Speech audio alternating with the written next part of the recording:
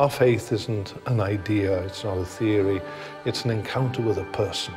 And so a pilgrimage to the Holy Land is precisely that, to go with that desire to encounter the person.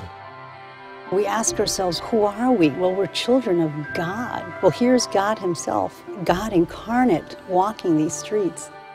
I look at the Holy Land as a big geographical, sacramental. At first, when we walked into the church in Bethlehem and we saw all the hanging lights and all the glitter and gold, and you go down and there's this gold thing on the bottom, your first sensibility is, oh, it's so much. And then you realize that if the Lord of the universe took on human flesh and was born, if you could stud the floor with diamonds, it wouldn't be enough. We got to walk the path where Christ walked when he carried the cross. We got to see the hill where Christ was crucified. Getting to be at these locations really energized my faith and gave sort of a picture to my faith. It's always interesting to me that St. Jerome described the Holy Land as a fifth gospel, because when you experience the Holy Land, suddenly the four gospels come to life. Saint Josemaria had tremendous devotion to the humanity of Christ. His typical way of praying was to enter into the gospel scenes and really imagine himself in those different gospel events. And even in his own meditations, he would kind of describe the terrain of the Holy Land. Te vas leyendo despacito el Santo Evangelio y te metes ahí con un personaje más. It had been Saint Josemaria's dream to come on a pilgrimage to the Holy Land, but because of the regional circumstances at the time, he was not able to do so. Bishop del Portillo is a very important figure in the history of Opus Dei. He was the first successor of the founder of Opus Dei, Saint Josemaria Escrivá. Venerable Álvaro del Portillo made a pilgrimage to the Holy Land in March of 1994. On the final day, he celebrated Mass in the cenacle, where Jesus celebrated the first Mass at the Last Supper. He returned to Rome and died early the next morning. His successor said, we need to build a retreat and conference center in the Holy Land, and we'll name it after Álvaro del Portillo, through the nickname that St. Josemaria gave him, which was Saxum, which is a Latin word for bedrock, because he was a man of great faith. When I was a senior in high school, we got this great opportunity to go on a trip to the Holy Land and to Rome. We had an incredible opportunity to meet Don Álvaro del Portillo.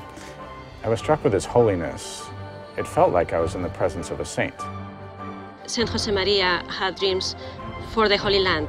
One of them was to set up a conference center where people could come from all over the world to renew their spiritual life. It will not be a hotel, it will not be a bed and breakfast. Saxum will be a peaceful environment where people from different backgrounds can work together, and the Multimedia Resource Center will offer background information about our common roots, and it will be a place where pilgrims can study the scriptures and go deeper into their knowledge of the historical, archaeological, and literary context of the scriptures, so as to enhance their faith.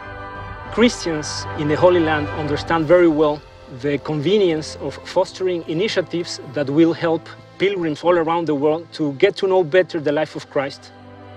Saxum affords the opportunity for people to kind of combine the pilgrimage with the retreat. It's like the best of both worlds. It's a wonderful achievement to be able to have a real estate where you can build a conference center near Jerusalem. Emmaus is only 6 miles from Jerusalem. That's where Jesus walked on the road to catch up to the disciples who had lost their hope. Any sign of growth of the Christian church is light shining in darkness. And we're looking forward to its fruits very hopefully. The prelate of Opus Dei has been asking many people around the world to pray for this project and to help. So I would also encourage all of the people to think about how they can support this financially to make sure that the church has these firm foundations in the Holy Land. The concept of Saxum and so on It's a question of faith. It's a question of faith. So it's going to happen. Jose Maria Escrivá and Álvaro del Portillo banished a number of words from their vocabulary, and one was tomorrow, and the other one is impossible, that there's nothing impossible with God. If something fails, it's not because of lack of means, it's because of a lack of faith or lack of spirit.